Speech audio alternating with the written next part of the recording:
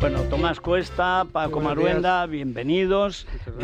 Bueno, rápidamente, porque esto hay que... Los últimos movimientos políticos en torno a la justicia están siendo tan rápidos y además de tal envergadura que yo ya no sé qué es lo peor. Si la ley anunciada, que ahora ya han llamado a llamar ley Begoña, es la ley de defensa de Sánchez, de Begoña y de toda la patulea. El cargarse los juzgados de instrucción, digamos, de un solo juez. El cargarse las sentencias del Supremo, invadir las competencias del Senado, como ha vuelto a hacer Conde Pumpido. Si el discurso totalmente putinesco, digno de Maduro, que hizo ayer el presidente del gobierno, colocando a España como un país del Grupo de Puebla, contra el rearme europeo frente a Putin. O sea, ya más claro agua. La verdad, yo no sé por dónde empezar. Lo que sí me sigue escandalizando es la incapacidad del PP y de Vox para actuar conjuntamente. Sí. Porque los discursos están muy bien. Lo que dice Feijóo está bien, lo que dice Abascal está bien. Ayer hizo un buen discurso Bouchet en el Parlamento Europeo, muy bueno, además a la cara de Sánchez, que no se reía, esta vez ya no se reía. Y el batracio que tiene al lado, el renacuajo venido a más, el Álvarez, tampoco se reía, porque fue una situación realmente tensa, violenta, y estaba muy bien. Y esta mañana los Montserrat argumentaba, ya han trabajado en Bruselas, pero como partidos no actúan. Yo creo y esto hay que presentarlo. Sí, que no son conscientes de que de la gravedad de la situación. Me da la impresión de que consideran que esto es algo transitorio, algo que pasa, un acontecimiento más. Y yo creo que no, que esto es un autogolpe de Estado en todas las reglas. Además, un golpe de Estado posmoderno, por decirlo de alguna manera, que se hacen habilitando leyes que hagan decaer todas las leyes y te concedan una impunidad absoluta en la práctica. En la práctica, o sea, yo no necesitas el ejército, necesitas ser impune y controlar el poder y controlar los medios de comunicación, controlar la justicia y los medios de comunicación, al menos los de masas, ¿no? Sí. Los de masas. Pero yo recuerdo el otro día comentaba Maruenda, que es verdad que el creador de esto es Carl Schmitt, en las leyes habilitantes de Hitler del 34, que yo he contado en la vuelta del comunismo, las copian literalmente a través yo me empeño en llamarle Viciano, creo que es Veciano, ¿no? Viciano, es que Viciano. Bueno, él tiene el vicio de la dictadura. Y hay que recordar que Valencia era tan importante en la época en que lo que luego fue Podemos, entonces aún no se llamaba Podemos, pero era el mismo grupo, que llegó a tener una sala de situación para llevar las relaciones con Teherán, la tenía Hugo Chávez en Valencia. Es decir, la importancia del comunismo de verdad, el comunismo soviético, que es el de Podemos, el que ha vuelto a ser, el de los años 30, porque es igual. Sí, el vertical. Total. Esto ha sido, ellos aconsejaban, y yo, entre las cosas que he recogido, porque hay buen material perdido en ediciones que ahora ya serán inencontrables, pero que en su día se podían encontrar en libros de viejo y tal, que han hecho los propios venezolanos contando cuando ya había pasado lo que había pasado, exactamente lo mismo que pasó en Rusia, que la gente no acaba de creerse lo que estaba haciendo Lenin. Fíjate que tienen dos mensajes. Uno, cómo disimular las cárceles donde torturan a la oposición, y otro que es cómo tiene que vestirse y hablar Hugo Chávez para que no se le note que está para allá y que tiene cáncer. Sí. Hay una cuestión que el otro día cuando se decía eso de que Hitler era comunista, ¿no? Está más explicado porque al final lo que todos son autoritarios, son dictaduras, son regímenes tiránicos, ¿no? Sí. Que se adaptan a la realidad de cada país. Porque si tú coges qué diferencia hay entre el comunismo y el nazismo, ¿no? Es decir, al final, partido único, culto al líder, falta de respeto de mutua admiración. Efectivamente, es decir... Stalin admiraba a Hitler y Hitler admiraba a Stalin. Totalmente, sí. Por eso al final yo me gusta y dices, hombre, diferencias. Bueno, si te llamas distinto, ¿no? Sí. Entonces, claro... Bueno, nacionalsocialista, comunista, tampoco es tanto. Patrióticos, ¿no? Es decir, son formaciones patrióticas. Entonces, ¿qué estamos viviendo en España? Claro, en España vivimos en un contexto, y es verdad, de la Unión Europea. Por tanto, hay una serie, un perímetro de líneas rojas, pero puedes ir forzando, que es lo que está haciendo Sánchez. Por tanto, todas estas leyes habilitantes, yo me gusta mucho, yo lo de la ley Begoña me gusta el nombre porque es como muy contundente, me gusta mucho más lo tuyo, tu idea de ley de defensa de la República, pero el otro es como muy flop. Sí, ¿no? y sobre todo ha quedado, mira, cuando la gente adopta una cosa, admítelo y ya está. Entonces, claro, es muy grave porque todo lo que está haciendo Sánchez es ir debilitándole, está haciendo un proceso de mutación constitucional, con un problema que tiene y es que es la figura del rey. La figura del rey es el impedimento, por eso el 31 que conocéis muy bien, ¿no? Que es lo que permite hacer ese disparate que fue la Segunda República, ¿no? Entonces, hacer un proceso constituyente. Tú no puedes estar aquí porque tienes un rey ejemplar, que no tienes ningún lío, ningún escándalo. Es más, que tiene una heredera que se ha convertido en una figura internacional. Que es impresionante. Pero claro, lo que está haciendo él, por una parte, la impunidad más absoluta. Es decir, efectivamente, lo que está haciendo, ya que él no puede, le salió mal el asalto al Consejo General del Poder Judicial, pues porque es verdad que la presidenta que tiene ahora es un tapón, es decir, una mujer que se da de sensibilidad progresista, lo que quieras, que eso es una tontería. Sí, pero le da miedo todo. Es que es entrar en un golpe de Estado que no sabes cómo va a acabar. Es que está sola, también. Y ahí tienes a Conde Pumpido. No, pero ella lo tiene claro, ¿no? Ella es una mujer que es una jurista, que tendrá en algunos aspectos una sensibilidad distinta, pero los propios jueces de la APM te hablan bien. A mí nadie me ha hablado mal de ella, al revés, todo el mundo me habla muy bien. No, en eso acertó y salió bien. Pero ojo, porque el sistema de elección que estaba unido no lo han cumplido. No, pues no consiguen llegar a un acuerdo ni y debería ser un acuerdo que tú lo dices siempre y es verdad, y estoy de acuerdo, es que sean los propios jueces. Ya no hay más. Ya está. Porque si no, si lo dejas en manos de Conde Pumpido, que es la cosa más nefasta que ha ocurrido a la justicia española, es una cosa, lo que contabas hace un rato y publicabais ayer en Libertad Digital, es que es una cosa impresionante, es decir, un tipo que se dedica a enmendar permanentemente al Supremo. En las sentencias firmes del Supremo. Porque está obsesionado porque él no consiguió ser presidente de la Sala de lo Penal y se eligió a Marchena, que es mucho mejor jurista que él, ¿no? Piensa que Conde Pumpido no ha publicado nada en su vida, yo no recuerdo ningún libro de él, ni un artículo, nada. Y entre todos hemos consagrado la idea de que es un gran jurista. Y dices, bueno, un gran jurista. Que lo dice su señora, efectivamente, supongo, y sus amigos y tal, ¿no? Y su hijo. Y tiene una colección de palmeros en el Tribunal, que es el problema además añadido, porque el primer Tribunal Constitucional y los que hubo luego eran gente de primer nivel. Entonces tú a un tío de primer nivel no lo puedes pastelear.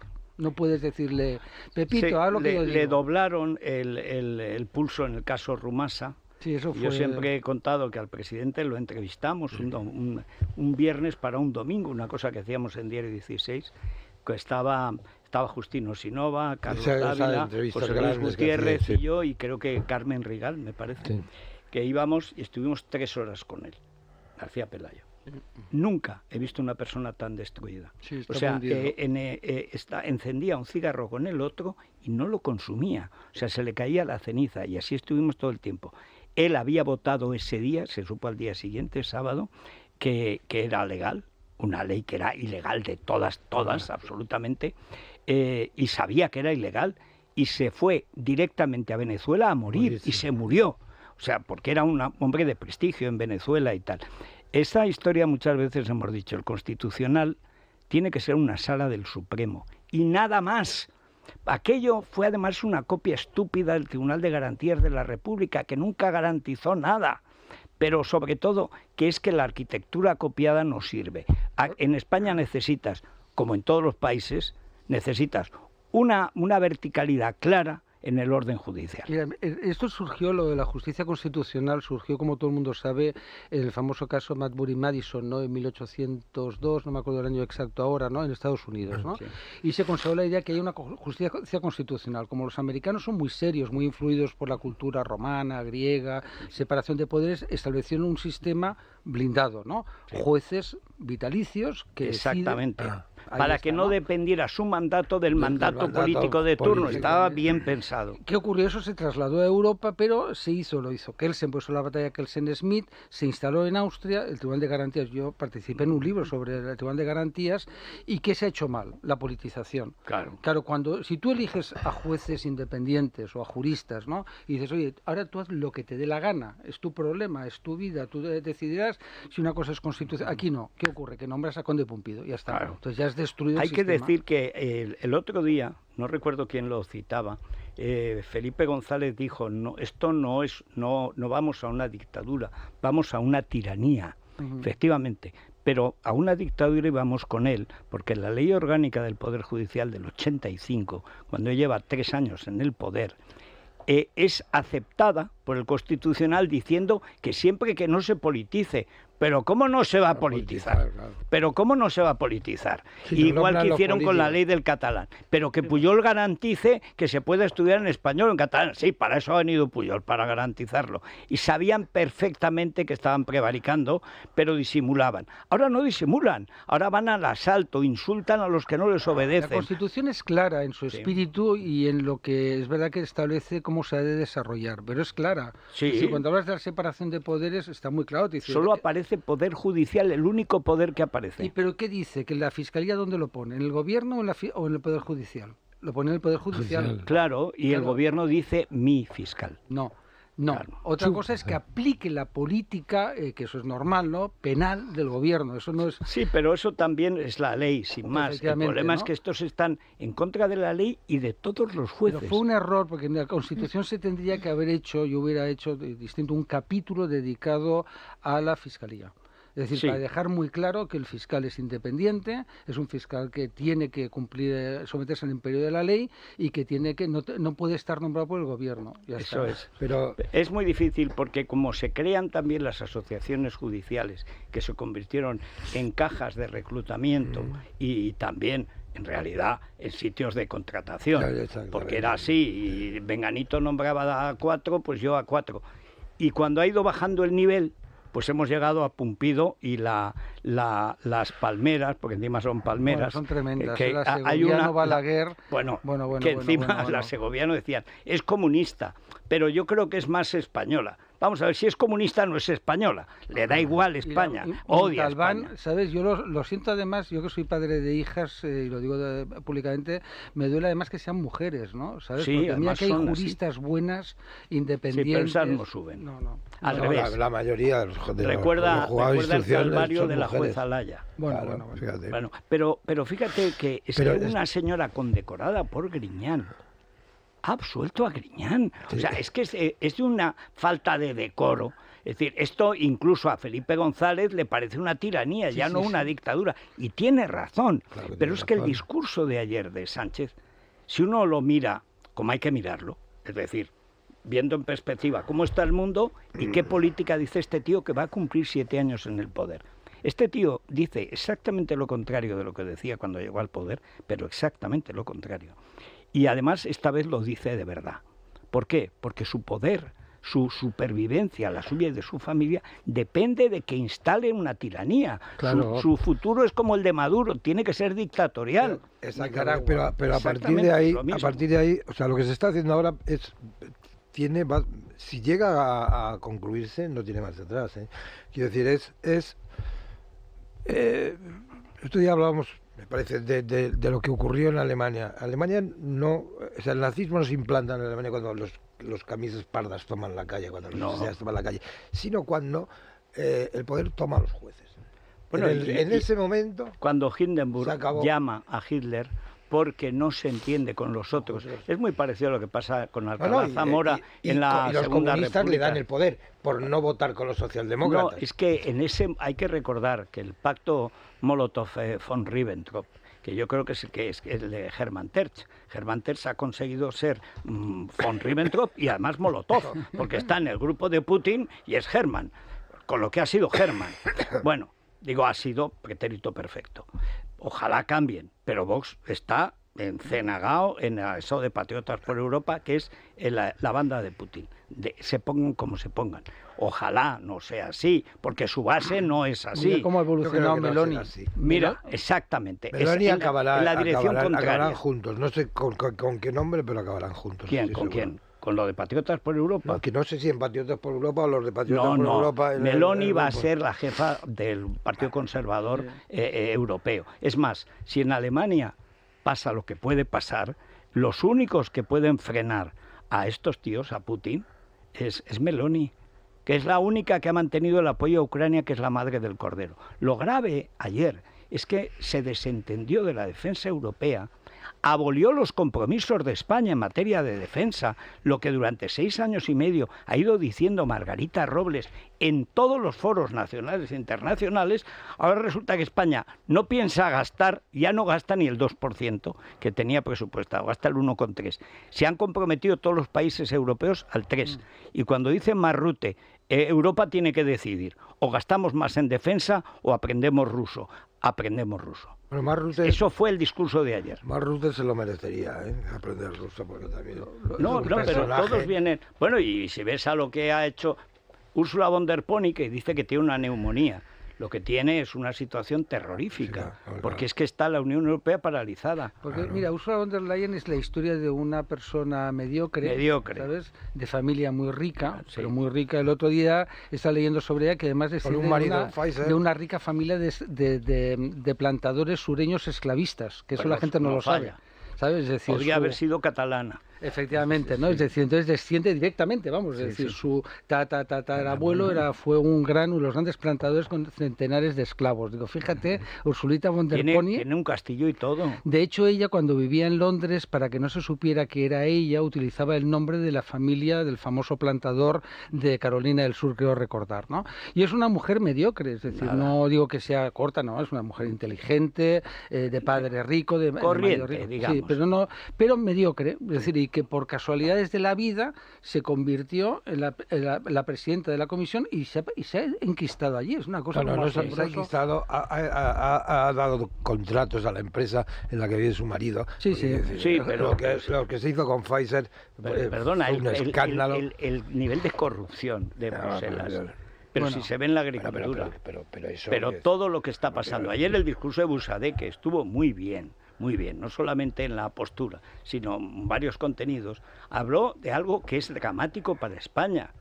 Ayer comentábamos en esto de SOS Rural que han arrancado 20.000 olivos cuando está subiendo el precio del aceite, una barbaridad. España es el primer productor de aceite que hay, el mejor aceite, en favor de las placas solares, que es una pura especulación de las bandas. Es una nueva religión. Todo esto es una religión. ¿Has visto cómo desde que ha ganado Trump han descreído? Se acabó la religión. Ayer todos los bancos que han estado pagando la Agenda 2030 han dicho que esto del apocalipsis climático, que han ido demasiado lejos, no es que no debían haber empezado, pero es que Sánchez dice que es más urgente abordar las crisis climáticas que la defensa de Europa.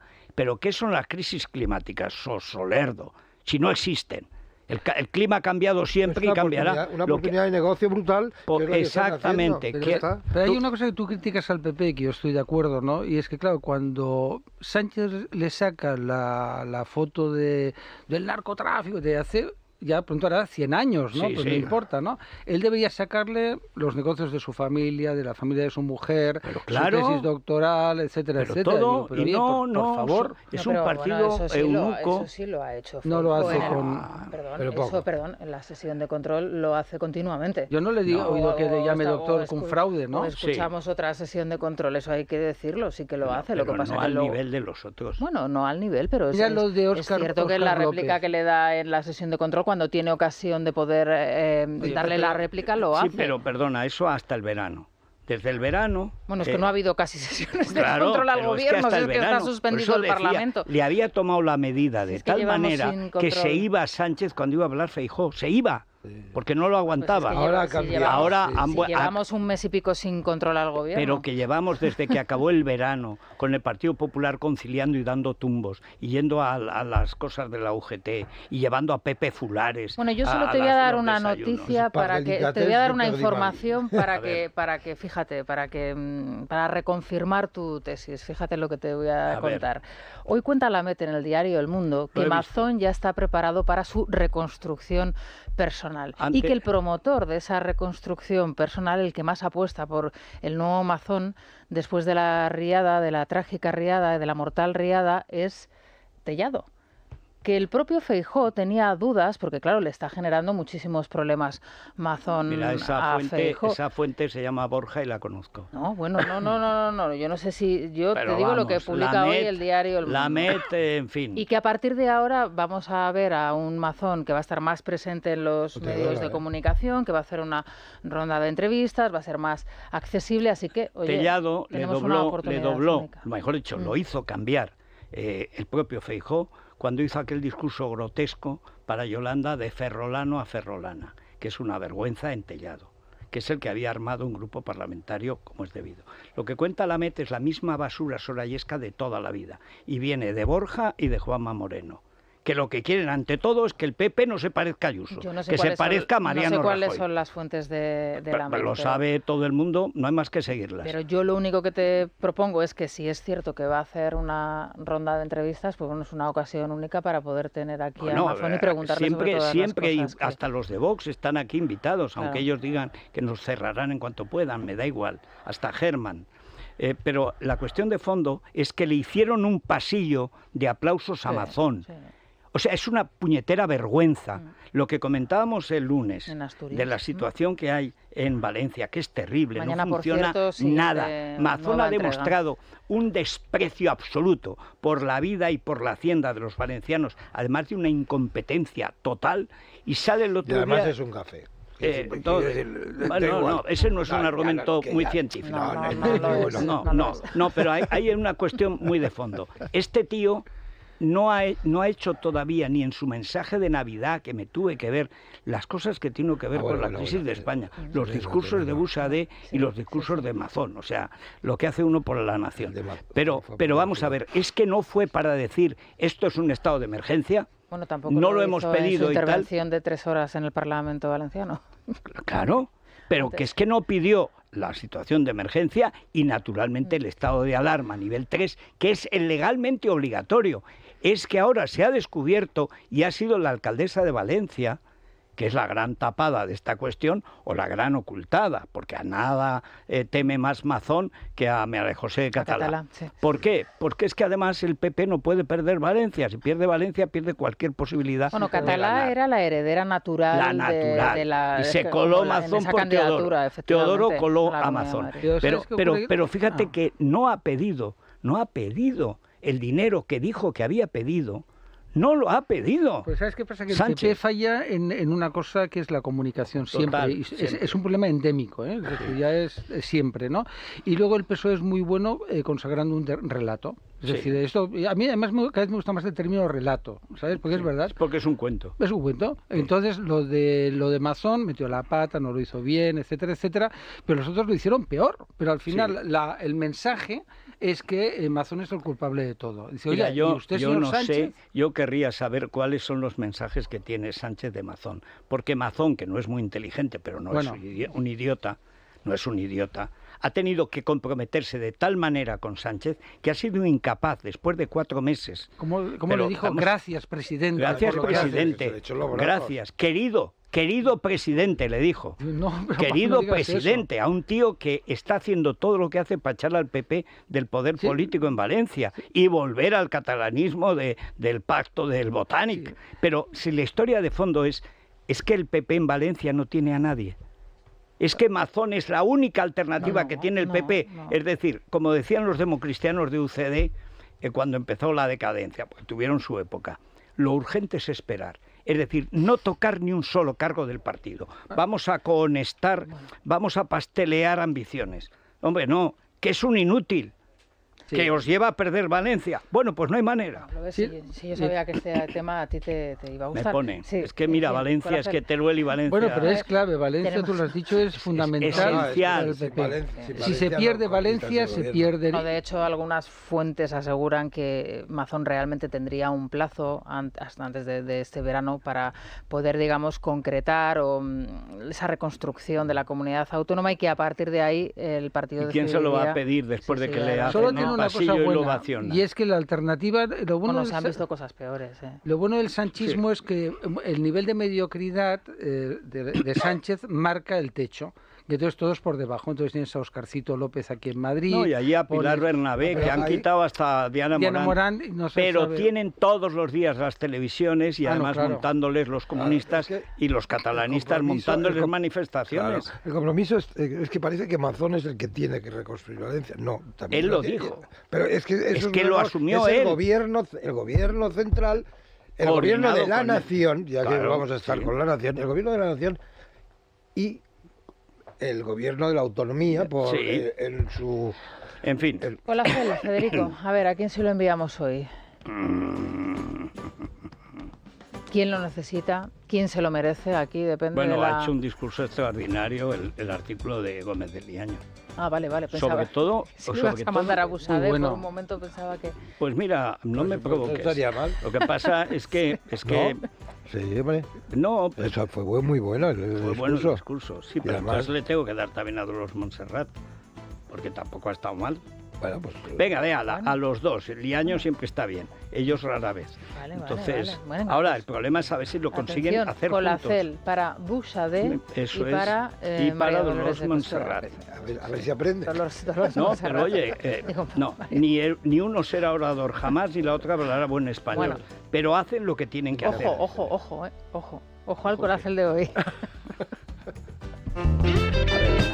Háblame del Corte Inglés. Venga, vamos con las rebajas. Lo mejor en moda para mujer y niños, como vestidos de Woman del Corte Inglés y Tintoretto hasta el 50%, prendas de Geox y Tintoretto, también abrigos y chaquetas hasta el 40%, Michael Kors y Betty Berkeley hasta el 50%. Para los pequeños, selección de ropa de Pulpo, Goco, Gap hasta el 50% y de Coconut hasta el 40%. También podemos encontrar todo lo que necesitan para cualquier ocasión en abrigos de kids del Corte Inglés desde 19,99 €. O botas y botines para niños bebés de las marcas Geox y Pavlovsky al 40% de descuento. Pues llena tu invierno de moda con las rebajas del Corte Inglés hasta el 28 de febrero en la tienda, en la web y en la app. Y hay que seguir ahorrando a la mutua. A la mutua, claro que sí.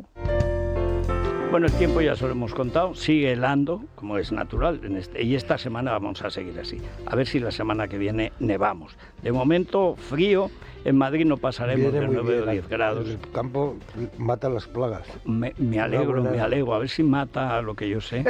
En fin, bueno, la máxima en las dos capitales canarias, 22 grados, y la mínima otra vez Teruel en solitario, 7 bajo cero. Y en la bolsa, Luis Fernando, ¿estamos bajo cero o atacados de calor? Estamos tente mientras cobro. Sí. En este momento un ligerísimo 0,15% arriba, suficiente para estar por encima de los 11.700 puntos, 11.770 según nos muestran las pantallas de las aplicaciones en tiempo real. Una cotización que tampoco se ha visto especialmente afectada por la confirmación por parte del Instituto Nacional de Estadística de que el IPC de 2024 cierra en el 2,8%. Sigue la tendencia alcista en una inflación que no termina de estar controlada por mucho que quieran que así sea. De hecho, en Estados Unidos... Por mucho que digan. Eso es. Sí, es así. Bueno, vamos ahora con una cosa fundamental, porque este es un sitio maravilloso. Pues sí, y para noticia de interés cultural. Pero sí. Hablamos del Museo del Romanticismo en Madrid, que cumple 100 años y que para celebrarlo vamos a poder disfrutar de visitas especiales como la de un museo de cine, que en este caso vamos a ver proyectos que se grabaron, vamos a encontrarnos escenas como el Marqués de Salamanca en el año 1948. Y oye, pues vamos a ver dónde se grabó, entre otras películas. Se puede ver, ahí se demuestra la corrupción del Marqués de Salamanca y de la época, una corrupción desatada, hecha de... Esto sí que era capitalismo de amigatos, amigotes y amiguitas. Líneas de tren. Todo. Uno de los mayores robos de la historia de España se llamó la desamortización. Sin duda, el mayor. No pararon de robar y robar, sí. Y además utilizaban personas interpuestas siempre para comprar. Testaferros. Esto Javier Paredes, que tú conoces, historiador, sí. ¿no? Lo ha trabajado mucho y cuando me cuenta cosas es espectacular. Bueno, pero la película, que es buena, al mismo tiempo es realista. Entonces lo que ves es corrupción por todas. Está en Flixolé. Hay un personaje que la gente no conoce. Yo me llamó la atención porque un día mirando hice un trabajo sobre los gobiernos isabelinos y veo a un tipo que estuvo 30 días, un colega de Espartero, claro, ¿no? 30 días y lo hicieron duque, ¿no? Y me llamó la atención. Digo, un tío que ha estado 30 días, ministro de Hacienda, duque. Y era el duque de Sevilla, ¿no? ¿Sabes? Y que, bueno, es el origen de las fincas de Casa Valdés, ¿no? De la familia Casa Valdés, etcétera, ¿no? Y era la mayor fortuna más que Salamanca. Y permaneció... Es que Salamanca jugaba mucho, ganaba, perdía, pero Sí, imagínate el barrio que hizo.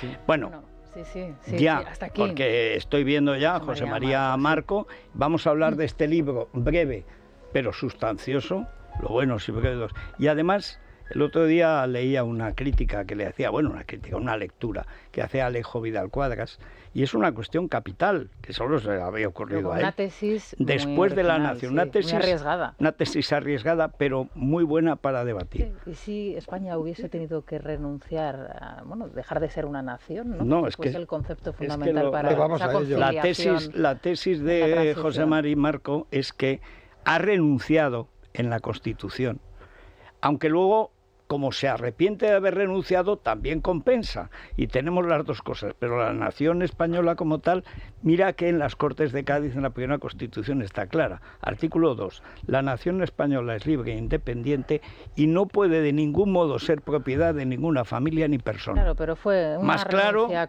la nación. o inconsciente. Eso es lo que vamos a hablar con el autor.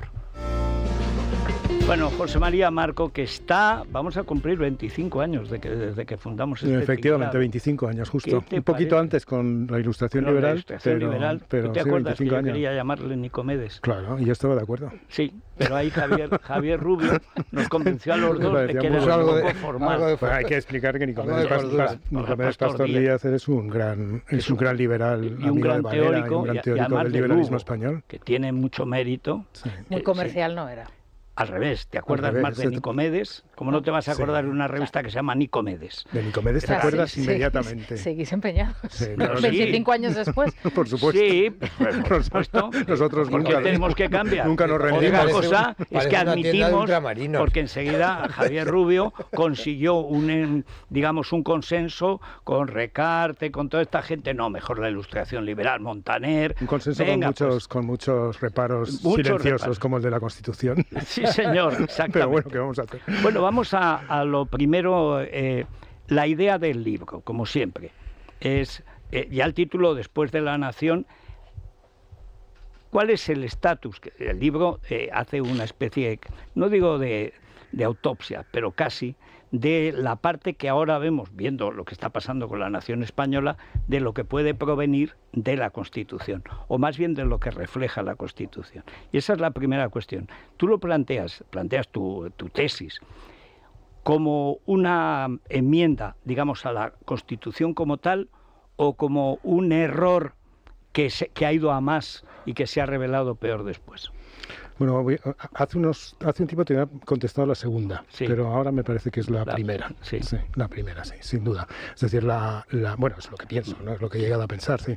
La Constitución, que por muchas otras cosas refleja un estado de ánimo y de espíritu muy encomiable, de consenso, de acuerdo, de diálogo, pero también refleja algo muy propio de la época, ¿no? Que es la puesta entre paréntesis de algunas cuestiones fundamentales referidas a las tradiciones, a la autoridad, a la religión, que es muy propio de los años 70, y una de ellas es la nación. Entonces, después de dar muchísimas vueltas a este tema, como tú sabes muy bien, ¿no? Porque lo hemos hecho juntos en buena medida y con mucha otra gente, con muchos libros sobre el asunto, la verdad es que de pronto la hipótesis apareció con mucha claridad. De pronto da la impresión de que dice, pero hombre, claro, estaba ahí. Estaba ahí, y la tesis fundamental es la que, bueno, ya te has aludido a ella, ¿no? Es que los constituyentes ponen entre paréntesis la nación española. No es un texto en contra de la nación española, ni tienen actitudes en contra de la nación, pues eso hubiera sido absurdo, ¿no? Pero lo ponen entre paréntesis, lo dejan apartado, ¿no? Y entonces a partir de ahí, claro, sale todo lo que conocemos. Por una parte el estado de las autonomías y por otra parte la desaparición de los símbolos, de la idea de la nación, en la educación, en la vida cotidiana de los españoles. Y del idioma. Y del idioma, claro. Hay una cuestión que planteas y es por qué castellano y no español. Claro. Que este es uno de los signos. Claro. Pero la gran cuestión siempre estaba además una frase que repetía mucho hasta los de UCD, que eran los buenos, ni te cuento el PSOE, que siempre han sido los malos, que era que los nacionalistas se sientan cómodos. Pero claro, los nacionalistas nunca se han sentido cómodos mientras estén en un estado que no sea suyo, donde puedan hacer lo que les dé la gana. Y eso ha sido... Pero claro, era la época en que Miquel Roca, que es uno de los padres de la Constitución, cuenta con Miguel Herrero, que para mí es la termita de la Constitución, porque era el mejor preparado como jurista, y mete ahí lo de Navarra, los derechos históricos. ¿Qué derechos históricos? El derecho histórico de los españoles es la libertad y la igualdad ante la ley, no hay más. Pero se recae en un vicio que viene ya de la Restauración. Templar gaitas con el antiguo régimen. Sí, efectivamente, sí. Bueno, Cánovas aceptó los fueros, pero de una forma provisional, es decir, pensando después en rectificar. No se rectificó, como pasa muchas veces en España, las cosas provisionales, pasa en todas partes, las cosas provisionales se quedan ya para siempre, ¿no? Pero sí, el caso de los nacionalistas es probablemente uno de los ejes de comprensión para comprender el asunto, ¿no? La Constitución pone entre paréntesis la nación para que los nacionalistas se integren. Y al final lo que acaba ocurriendo es que el régimen, el sistema, está hecho para los nacionalistas y no para los españoles. Bueno, al revés. que es la clave del asunto. Es decir, en la España constitucional caben los nacionalistas, caben los separatistas, caben incluso otras cosas peores, y los españoles que se sienten españoles y que hacen explícito su voluntad de seguir siendo españoles, no caben. Están excluidos o están... Bueno, no quiero emplear palabras muy fuertes, pero muchas veces censurados o marginados. Y marginados. Sí. Entonces, claro, eso es una situación que merece una explicación, no es natural. Es decir, es verdad que en todos los países europeos occidentales la idea de la nación ha ido perdiendo fuerza, ¿no? Pero en España ha sido demasiado rápido y ha ido demasiado lejos el proceso. Al mismo tiempo, y es la última cosa que yo te planteaba, a mí me sorprende la vitalidad en los jóvenes que tienen la idea nacional. Claro. Viene por el fútbol, viene por distintas razones, pero es verdaderamente sorprendente. Hay además un aspecto ya vindicativo, casi vengativo, de decir, pero ¿qué es esto de que esta gentuza, los etarras, los golpistas, nos estén chantajeando, robando y sobre todo menospreciando, como si fuéramos? Y ahí nace una, no sé si es una tentación, yo creo que es prácticamente una convicción de que con los nacionalistas dentro de España está muerta y que vale más romper que no seguir en un estado de sumisión. Y yo creo que eso es, digamos, el paso siguiente que de una u otra manera se va a plantear. Lo que no sé si ya con este mismo gobierno.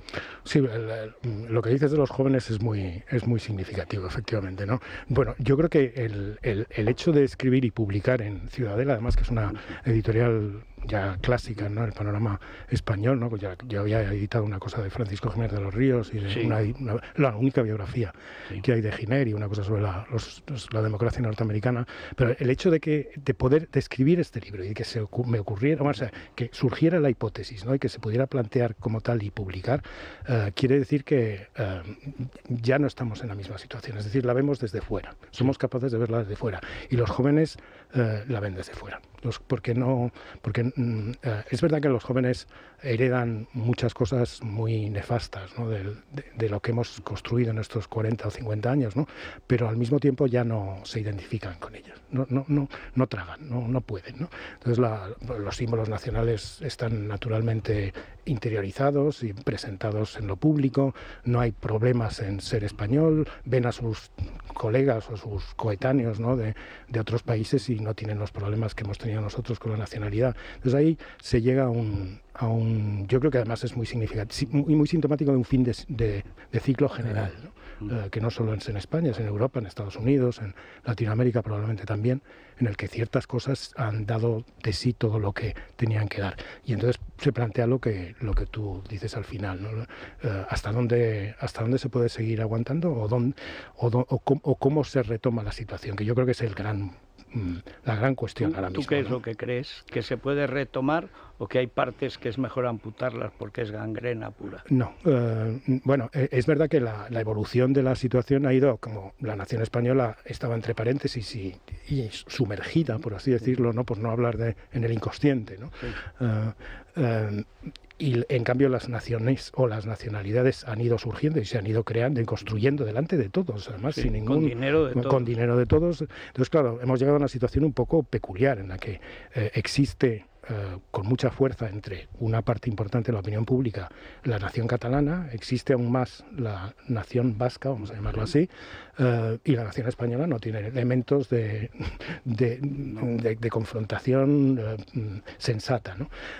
Yo creo que la cuestión es volver a pensar el pacto, y vamos a decirlo contra las letras, constitucional, en el sentido de que hace falta un replanteamiento, ¿no?, de las grandes fuerzas políticas nacionales, podemos llamarlas por fin nacionales, sí, porque no las hemos llamado nacionales. Bueno, es que no se dejan. Es que no se dejan, efectivamente. Y episódicamente. Sí, pero es que no se dejan, no se les gusta. El término nacional no gusta, no puedes, no lo tragan, ¿no? Entonces, una asunción primero de que son nacionales, que eso ya sería un paso enorme. Bueno, que además, enorme, y luego un diálogo y una vuelta a un consenso que no partiera de los presupuestos de los que partió el 78, o por lo menos los rectificara muy profundamente. Sí, porque se ven los efectos. Claro. Entonces no se podía saber. Claro, y también se podía decir que con buena fe esto no hubiera pasado nunca. Claro. Hablábamos antes del Consejo del Poder Judicial, etcétera. Han sido muchas piezas en ese camino. Pero bueno, no quiero monopolizar y abusar del poder, que ya tenemos bastante con el gobierno.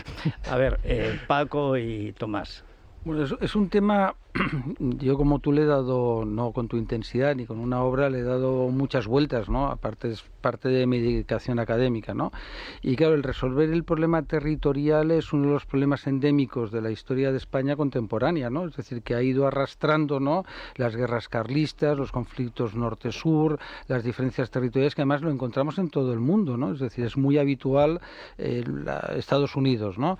La guerra de secesión, que siempre se dice, no era por la negritud, ¿no?, sino que era entre dos conceptos, federación con federación, ¿no? Hasta la declaración de Gettysburg, que todo el mundo conoce, de Lincoln, donde se declara que efectivamente los negros, los gigantes, son iguales, ¿no? Pero yo veo difícil solución, ¿no? Porque es verdad lo que tú dices de la Constitución del 78, las carencias. A mí me molesta lo de castellano, por ejemplo, me parece absurdo, ¿no? Pero se dice, no, es que se hizo para que se entendiera que todos los idiomas son españoles, ¿no? Sí, claro, pero es que solo hay un español, claro, un idioma español que es universal. Claro, pero los nacionalistas no. Mira, yo eso, si me permite, si no me saltáis algo, yo lo compraría si los nacionalistas lo aceptaran. Dijeron, oiga, si el catalán, yo soy catalán, es un idioma español, y el gallego es un idioma español, pero no lo aceptan. Dicen, no. Entonces yo veo difícil, aceptando y asumiendo muchas yo mientras hablabas iba apuntando, pues no hay un cierre competencial, por ejemplo, que es un grave error, ¿no? El tema de la politización de las instituciones, el clientelismo en la administración, ¿no?, que son dos, la partitocracia. Es decir, que hay cosas de la Constitución que están bien, la falta de un espíritu, eso que llaman en Francia el espíritu republicano, ¿no?, que está muy bien. Aquí no hay un espíritu, que la gente ame la Constitución, ¿no? Es decir, y luego el problema de los nacionalistas, es decir, el problema más gordo que yo creo que tenemos es que los nacionalistas ahora están un poquito calladitos, pero van a volver siempre a destruir la nación. Entonces la nación no tiene quien la defienda, no tiene quien la quiera. Bueno, pero es cierto lo que dices, Paco, pero por una parte, una parte muy importante de la opinión pública, y en particular los jóvenes, pero no solo, ¿no?, se dan cuenta de que sin la nación, sin un sustrato nacional, no se puede hacer una democracia, que es la conclusión a la que hemos llegado, porque habíamos pensado en construir una democracia. El experimento español es construir una democracia sin nación. El patriotismo constitucional. El patriotismo constitucional, bueno, y luego muchas otras derivadas, ¿no? Pero el patriotismo constitucional muy importante, ¿no? Y resulta que nos hemos quedado sin nación y nos estamos quedando sin democracia, literalmente. Entonces, el libro, Después de la nación, no habla en términos partidistas, políticos concretos. Lo que plantea es la necesidad de reanudar, ¿no?, un diálogo, un pacto, una confrontación política de fondo entre partidos para llegar a un nuevo acuerdo que permita enfrentarse a los nacionalistas como no se ha enfrentado hasta ahora. Es decir, que se considere que el tronco de la Constitución es la nación española, y que los nacionalistas están ahí, no se les puede rechazar ni negar su presencia, pero se trata de saber cuáles son las prioridades, y las prioridades de la nación. Entonces yo creo que ese es el fondo del libro, aparte de una reflexión sobre la nación y sobre cómo la idea de nación se ha ido degradando en España y por qué, ¿no? Se habla mucho las... Tendemos a pensar en el proceso español como un proceso un poco a trompicones, y es verdad que el Estado de las Autonomías es a trompicones, pero también es verdad, y a lo mejor el texto insiste un poco demasiado en eso, pero a mí me parece muy importante en los precedentes, ¿no? Desde el federalismo español, Ortega, el clausismo, o sea, el republicanismo, es decir, todo confluye, ¿no? en un momento en el que la nación se pone entre paréntesis en todo Occidente, y encima la voluntad de alejarse del régimen de la dictadura de Franco. Hay una cuestión, además, esto de que España es Franco, pero es que lo asumió la derecha, lo asumió en la práctica la UCD, casi AP. Es decir, pero bueno, la única cuestión es que Francia, que ha sido el modelo, digamos, de nacionalidad y de nación indiscutible, no puede estar más discutida ni ser más discutible. No, claro, pero fíjate, Federico... Era Francia, que era, digamos, lo que algunos querían. Claro, pero lo que pasa en Francia, y no sin establecer comparaciones, es pasar de De Gaulle, en los años finales 60, primeros de los 70, exactamente en el mismo momento en el que se produce este proceso de desnacionalización, vamos a llamarlo así, aunque no es el buen término, de pasar a gente como Giscard d'Estaing. Es decir, el derrumbamiento de la idea nacional y de aquello, es decir, la capacidad de los políticos para hablar en nombre de todos está terminada. Sin pertenecer a nadie. Eso es. Pero al mismo tiempo con una sin pertenecer a nadie, pero al mismo tiempo con una idea política, ¿no? Es decir, una idea de construcción de la sociedad, ¿no? Con la que no todo el mundo tiene por qué estar de acuerdo, pero la capacidad de los políticos de hablar de todos a mí me parece una de las cosas que habría que recuperar. Aquí en España está la figura del rey. Cada vez más evidente. Cada vez más evidente, claro, en vista de la descomposición, ¿no? De la disolución del resto, la figura del rey, que es la representación viva de la nación, además directamente conectada con el pueblo, como se está viendo también cada vez más, directamente conectada con el pueblo, porque la legitimidad del rey es histórica, pero también viene del pueblo, es decir, hay una relación directa, ¿no?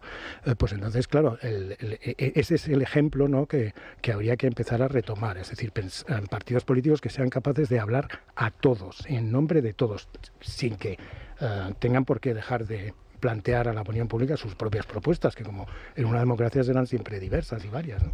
Tomás. Sí, bueno, yo estaba pensando justamente primero porque lo que es España, si las nacionalidades estas sobreviven porque son españolas. De otra manera no podrían serlo. Es decir, en Francia no puede haber una nación catalana. Ya llegará la nación bretona, que está en marcha. Porque están calcando el modelo catalán. Están en ello, pero bien, en cualquier caso, eso es una característica de los española.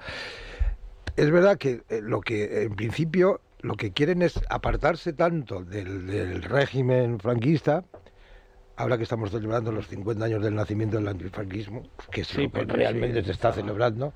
Antes del 75 el antifranquismo prácticamente no existía, pero ya ahora parece que sí. Entonces, hay una cosa que tú planteas que a mí me llama mucho la atención, de esos consensos apócrifos que están presentes en la Constitución, ¿no? Es un concepto de Carl Schmitt, de Carl Schmitt, es Carl Schmitt. De Carl Schmitt, ¿no? De Carl Schmitt, que es esas historias que son esos paréntesis, que tú dices, esto se pone entre paréntesis, no sabemos si estamos de acuerdo, no sabemos dónde nos llegará, pero en principio estamos de acuerdo en que siga para adelante, ¿no? Ese voluntarismo, que yo creo que eso es lo que habría que en este momento ya plantear otra vez, esos paréntesis, abrirlos otra vez, sí. Sí, bueno, es que lo del consenso, se ha hablado mucho sobre el consenso de la Constitución y se ha hecho grandes elogios, y está bien que se hagan elogios, y todavía han salido libros acerca del asunto, elogios. Claro, cuando tenemos una situación tan crispada, pues es normal que se idealice un poco aquello, ¿no? Y que se recuerde bien, no positivamente. Pero se ha hablado mucho del consenso apócrifo, es decir, cuando uno se pone de acuerdo con alguien, claro, sin aclarar puntos que son vitales para hablar. Eso ocurre en los matrimonios, en las parejas, en las empresas, en todas partes. Entonces hay zonas que no se aclaran. Dice, pero ¿cómo se han separado? Es que llevan muchos años sin hablar. Exactamente. Sí. Entonces, lo que pasa es que a mí lo del consenso apócrifo, que es una gran idea, por supuesto, y aplicada a la Constitución española funciona, no me convencía del todo, porque creo que es algo más. Es decir, hay un consenso sobre poner entre paréntesis la nación. Yo creo que Sí, esa a es eso la me refiero, realidad. sí. Esa es la realidad. O sea, Entonces, ellos sabían lo que estaban haciendo. Claro, lo que pasa ahí con la derecha es que ocurre algo que ocurre en toda Europa y sobre todo, bueno, en los países del continente, porque Estados Unidos y Gran Bretaña reaccionan pronto con Reagan, con Margaret Thatcher, es otra renovación del patriotismo, ¿no? Pero es una amnesia voluntaria por parte particularmente de la derecha. Es que la derecha que trae la democracia luego no impone sus condiciones. Totalmente, no solo no impone sus condiciones, sino que los partidos conservadores, que debían ser particularmente cuidadosos en la transmisión del pasado, simplemente se vuelven amnésicos. Pero eso pasa en todas partes. Pasa en Italia, en España, en todas partes. Y en España es sobrecogedor, claro, porque está el problema de... Hasta el punto de que aquí se inventan un rey republicano. Sí, bueno, es que además más republicano que andar pasteleando con Zapatero, con la ETA y con el separatismo catalán, es que anda que... Por eso... En fin. Bueno, que conste que lo que hay que hacer es comprar el libro en Ciudadela, que además tiene un fondo... La portada es magnífica porque está muy bien. Esta foto es como la lección de anatomía. Sí, qué gordo estaba. Parece que la están abriendo en Le canal. cayó encima cuando el golpe... La Loapa fue el último intento sensato de tratar de reencauzar que hizo Enterría. Sí. ¿Y cómo será el consenso que dices apócrifo que Leopoldo Calvo Sotelo jura en sus memorias, y miente, que no tuvo nada que ver la Loapa con el golpe del 23F? Bueno. Pero ¿cómo no va a tener? Pues lo dice. Es decir, no, y era Leopoldo, que era el que sabía leer y escribir, no era analfabeto como Suárez. No, pero lo dice en sus memorias, con un par, sin ninguna duda. Y encima tocaba el piano, pues como si tocara el violón. Bueno, en todo caso, enhorabuena, José María Marco, y hay que comprar y leer el libro. Además se lee rápido y hacer debates, porque es un libro con una idea muy de fondo para debatir. Sí, muchas gracias, Federico. Faltaría más. A ver, los oyentes, Silvia, hoy ¿por dónde van? Bueno, pues trata estos días, Junts, de vendernos dos mensajes complicados de comprar a la vez. Uno, que no va a apoyar una moción de censura del PP que vaya de la mano de Vox, y por otro, que está dispuesto a dejar caer al presidente del Gobierno, aunque en realidad el PSOE no le necesita para nada, ni siquiera para los presupuestos, porque podría prorrogarlos y listo. Ahora bien, Puigdemont sí que le puede hacer la vida imposible, sobre todo si hace lo que apunta nuestro amigo Jorge, que nos escucha desde Sevilla, y si os parece hacemos una mini pausa y comprobamos cuál es su opinión. Es la mañana, es radio. Bueno, o sea que hay soluciones para esto. Antes se decía, existen tres timos famosos en España. El del tocomocho, el de la estampita y el de la rebeldía de Paje.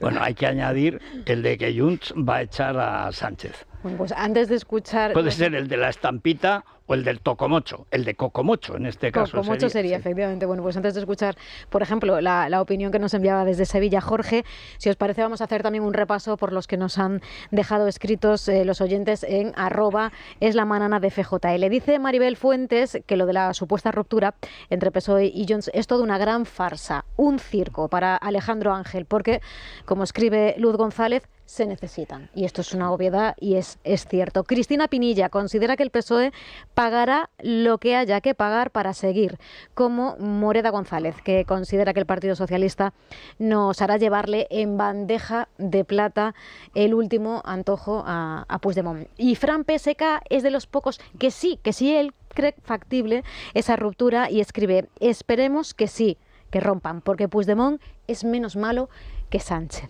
Esto es lo que dice él. Pero como digo, de los poquísimos que no creen que todo esto es un órdago, porque en el contestador hay unanimidad. PSOE y Junts mienten más que hablan. Ruptura, ¿pero qué dices? ¿Qué es eso, ruptura? Nos están tomando el pelo, es que nos torean. Vamos, es que ya, ¿qué se piensan? En fin, ya nos quieren vender que el bacalao es de oveja. Pues va a ser que no. Va a ser que solamente son amenazas. Puigdemont no deja acta libre que ha salido de la chistera. Vamos, que le saca todo. No le saca a la mujer porque no le gustará, que si no también. Las amenazas de Puigdemont son verdaderas en el sentido de que no le aprobará presupuestos para ir exprimiéndolo. pero le interesa que siga gobernando. Aprobar esta ley con su disposición transitoria que le quita de un plumazo a Sánchez todos los problemas judiciales es darle a Sánchez más fuerza y por lo tanto, aunque Puigdemont se beneficiara, pero es darle a Sánchez más fuerza y por lo tanto perder capacidad de negociación. No lo dejará caer, pero muy posiblemente no apoye la reforma de los procedimientos judiciales. Lo único que me gusta de que siga es que lleva 6 años y medio en el poder, lleva 6 años comiendo mulfrit, o sea, mejillones, que eso para el ácido úrico es muy malísimo. Sí. Yo espero, ¿verdad? Porque no oculto, yo le deseo lo peor al golpista Puigdemont, igual que al golpista Sánchez. Pero ahora el jefe del golpe es Sánchez. Pero la ventaja es la gran diferencia. Ahora el jefe del golpe del 17... Sí. Dado el fracaso técnico de los golpistas catalufos, es el del PSOE, como de costumbre. Lo único que te diría que la parte positiva es que como Puigdemont detesta a Sánchez, no se fía de él, le va a hacer la vida imposible. Sí, entonces eso nos asegura que no se va a aprobar lo de la acción popular, que eso es bueno, no se van a aprobar presupuestos. Vamos, yo creo, ¿no? Los temas de los asaltos contra la prensa tampoco. Es decir, él está entretenido, porque Puigdemont tiene una ventaja, yo no puedo discrepar más de lo escrito, lo he dicho, es decir, que ya me aburre a veces cuando dicen, no, es que digo, no, yo lo que digo es que Puigdemont es coherente, él es antiespañol, no quiere a España, y si pudiera, pues provocaría la independencia de Cataluña, nunca lo ha escondido, y luego no se lleva bien con Sánchez, porque ideológicamente, que eso es la parte buena para la nación. Es decir, una cosa positiva es que todo el golpe de Estado que está haciendo Sánchez, esa mutación constitucional, pues Puigdemont nos va a ser útil. Pues mira, esa es la parte positiva. Pero no le perjudica. Y lo único que le perjudica de verdad es Silvia Orriols, que a este paso se les va a quedar con el santo y la limosna. Bueno, el discurso que hace esa tía, que se maten entre ellos, el discurso que hace contra el islamismo, contra el wokismo en general, contra el feminismo ideológico, contra la inmigración ilegal y tal, si no fuera una racista española y no conociera nada de la historia de Cataluña, porque tampoco sabe nada, pero como figura política es lo primero que ha salido en Cataluña con interés desde Alejo Vidal Cuadras. Sí, o sea, tendría que haber es un fenómeno esa tipa. Un inserso para los nacionalistas, es decir, becarlos para que pudieran recorrer España. Es decir, oiga, usted es de CiU o de Junts ahora, le vamos a pagar una estancia de un mes y va a ir a Granada, va a ir a Cantabria, a Galicia y luego vuelva. Que luego no salen. Mira, Rufián, a ver cómo devolvemos a Santa Coloma. La profecía de Pujol llegará un día que nos pagarán por ser ya les pagamos. Que un catalán, yo donde vaya lo tendrá todo pagado, solo por ser catalán. Bueno, menos el Corte Inglés que hay que pagar. En rebajas. En rebajas mucho menos y con Blancolor ya ni te cuento, 50% de descuento en una gran selección de fundas nórdicas, juegos de cama, edredones, también en toallas, baño, albornoces y hasta un 50% de descuento también en selección de manteles, cojines, cortinas, alfombras y mucho más. También muebles de dormitorio y colchones. Aprovecha los mejores descuentos solo hasta el 28 de febrero en Blancolor, en tienda web y en la aplicación del Corte Inglés. Bueno, pues a una pausa, vamos a ver si han roto algo. Más noticias. A ver si Pumpido ha... Bueno, tenemos por ahí a Bolaños, creo. Una maldad. ¿Qué me dices? Bolaños. Sí. Claro. ¿Qué mensajes? ¿Cuándo duerme Bolaños? Nunca. Nunca, ¿verdad? Si te fijas, cada vez le están saliendo los dientes. Y no se refleja los está así, le está saliendo tripa. Le está saliendo tripa. También quiere suceder. Eso, claro, hombre, es que es el sucesor. Todos quieren suceder. Boca abajo hasta Pili Juerga, que se ve sucesora. Oye, ¿y si Bolaños? ¿Y si Bolaños? Hombre, claro. ¿Qué vas a decir? No, nada. No. Es sucesora, pues Bolaños. No, es el sucesor de partido, lógicamente es Bolaños, que es el único del PSOE de toda la vida al que no han tenido que echar. Es la marioneta de Santos Cerdán, ¿no? Pili Juerga es la marioneta de Santos Cerdán, quiere meterla. Sí. Luego está Montero, que está como muy deprimida, de Andalucía. Ella, que es el tapado, ¿no? Que es al que todo el mundo sitúa. Ella, hoy me encantaría. Ese sí sería el fin. Mira, el tapado se llama Pedro Sánchez, hacerme caso. caso. Sí, Pedro Sánchez. Si el ministro de Sanidad, que gestiona en el peor país del mundo el COVID, con 130.000 muertos, ha conseguido ser presidente de una comunidad autónoma, ¿quién nos dice que no puede llegar a ser presidente del gobierno? Espejo de gobernantes. Pero hombre, y modelo de vivienda, modelo de política de vivienda. También me gusta porque es el tipo curita de pueblo. Nosotros los que hemos vivido en Cataluña, que no tiene ningún mérito especial, ¿no? Pues es el típico cura de socialismo por el cristianismo. Sí, que antes eran carlistas. Efectivamente, siempre gris, antiliberales. aburrido. Ha sido el alcalde de un outlet, que es más que un pueblo. Y entonces es de rebajas. Es decir, ahora, para ser de rebajas nos está costando un huevo. Claro, eso sí. Pero personalmente... Vamos a ver qué han hecho ahora. Es la mañana de Federico. Bueno, Vanessa, que el triministro ha dicho algo, Bolaños. Sí, está inaugurando el curso de la promoción número 63 de acceso a la carrera fiscal, pero... ¿Qué me dices? A su llegada ha acudido también el fiscal general del Estado y, claro, los medios le han preguntado si piensa dimitir tras su imputación. Claro. Esto es lo que ha dicho. ¿Filtró usted el mail a la presidencia del gobierno? Valoración sobre ¿Cómo afronta la declaración del día 29? Buenos días. ¿Se ha planteado dimitir en algún momento? ¿Fue usted quien filtró el mail a presidencia? Silencio absoluto. Claro, es que lleva la escafandra dentro. Es que es un buzo que se ha tragado la escafandra, tiene un cabezón así, es que la escafandra va dentro, por eso no interactúa, porque no oye. Ya un día empezará a subirle el agua por aquí y ya, será Bolaños que haga. Una de las aportaciones mejores, irónicamente dicho, de Sánchez es la no dimisión. Es decir, que aquí no dimite. Antes la gente dimitía, pues perdona, se escapaba cuando llega Sánchez en 15 días echa 2 ministros. Exacto, ¿no? Además a una por copiar la tesis. Sí. Dice, uno por no declarar a Hacienda, mira a su hermano, Máxim, y la otra, la de Valencia, por copiar un trozo de la tesis. La máxima autoridad educativa de España, que es él, copió su tesis doctoral íntegramente, ¿no? Y no pasa nada. La copiaron. No fue ni para leer lo que le habían copiado. Y entonces, claro, eso es una nueva cosa en la política española que yo no recuerdo, ¿no? En la historia contemporánea de España, eso de que no se dimite pase lo que pase. Es decir, ahora me decían, una persona dice, oye, pero ¿y si sientan a Begoña en un juicio oral? ¿No dimite? ¿Que va a dimitir? No dimitirá nada, ni aunque lo procesen a él.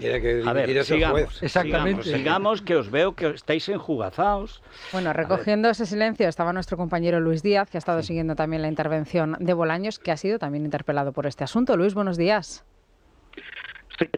Buenos días. Tras ese silencio de García Ortiz, y llegaba hasta este punto el ministro Bolaños sobre la imputación del fiscal general del Estado, apoyo y respaldo a Álvaro García Ortiz, señalando de nuevo a la justicia a ese auto del Tribunal Supremo, afirmando que no hay ninguna prueba que acredite ese posible delito de revelación de secretos hacia la pareja de Díaz Ayuso. Lo escuchamos.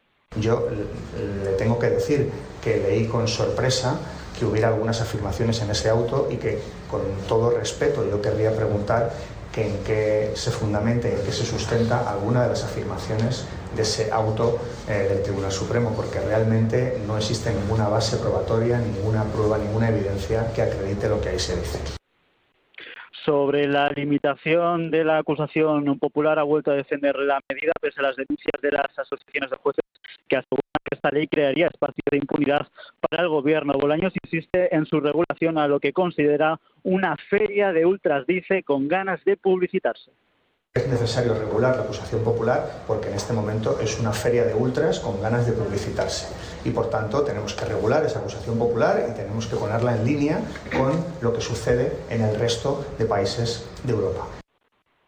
En definitiva, como decimos, apoyo férreo al fiscal general del Estado tras su imputación, convencido de que la verdad saldrá adelante, eso sí, volviendo a arremeter una vez más contra la acción de la justicia. Le han tomado la medida ya a Luis Díaz, Ya al principio y al final ya le meten un spyware, un pillarejo.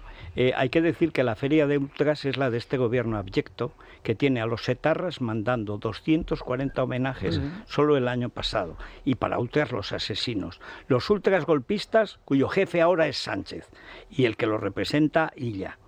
Los ultras comunistas, sicarios de Maduro, los que defienden a Putin, empezando por el ministro de Cultura, que no fue capaz de condenarle las masacres en Ucrania. Es decir, nunca ha habido un gobierno tan ultra ultra izquierdista y ultraderechista, porque lo Pero tiene todo. Si es muy sencillo, además, el tema este de la acción popular, es de quién depende la Fiscalía, ya está. Decir, si la Fiscalía fuera auténticamente independiente, oye, pues se puede acotar, se puede decir que los partidos no participen, etcétera, ¿no? Pero mientras la Fiscalía dependa de Sánchez... y aunque no dependiera, la acción popular es sagrada, en España es sagrada, está en la historia, y es por algo. Viene de los todo griegos. El teatro clásico, pero todo el teatro clásico español se basa en el mejor alcalde del rey, Peribáñez o el comendador de Ocaña, Fuentevejuna, todo se basa en que al final el cristiano, como se decía, tiene derecho a la justicia porque está hecho a imagen y semejanza. Pero quiero recordaros de una cosa. El cristiano no puede admitir ser esclavizado, ni abusado, ni violado, etcétera.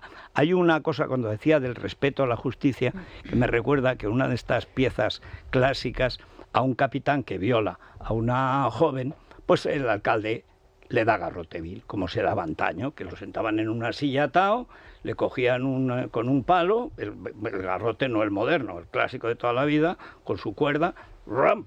Y dice, y con respeto, tratad al representante del rey con respeto. Y dice él, con respeto, un par de vueltas le da. Sí.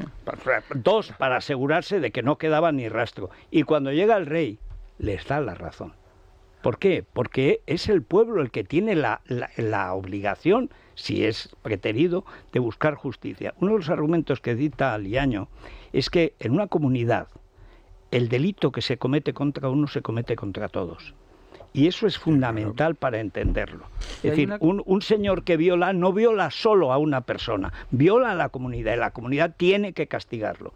Y eso, que es la base del derecho y sobre todo de la idea de justicia popular, que en España ha existido siempre, la dignidad del pobre, esto de mi hambre mando yo, esto es puramente español, puramente católico. Quien presencia un crimen y no lo denuncia, pues es un criminal. Pero pero sobre todo es una cuestión de mentalidad. Pero hay una cosa que se dice poco, ¿no? Y es que es la gran mentira, porque estos son encuentros mentirosos, ¿no? Sí.